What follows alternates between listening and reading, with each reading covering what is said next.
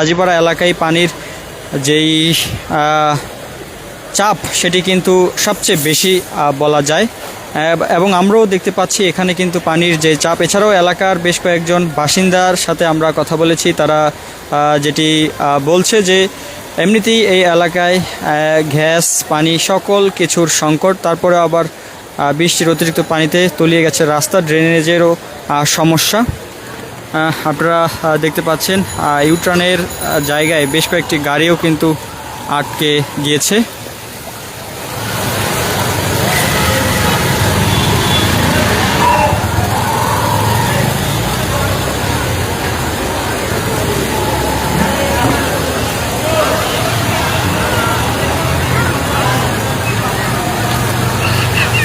এছাড়াও সামনে আরেকটি দোকান রয়েছে, যেই দোকানটি তলিয়ে গিয়ে সেই ব্যবসায়ীর কিন্তু লক্ষাধিক টাকার মতো ক্ষয়ক্ষতি হয়েছে বলে কিছুক্ষণ আগে আমাদেরকে জানিয়েছেন।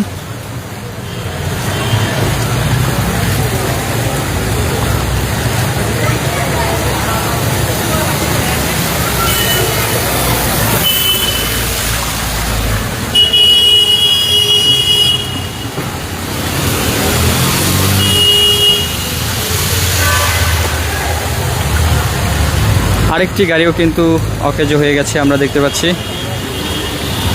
কি ভাই, গাড়ি নষ্ট হয়ে গেছে? তো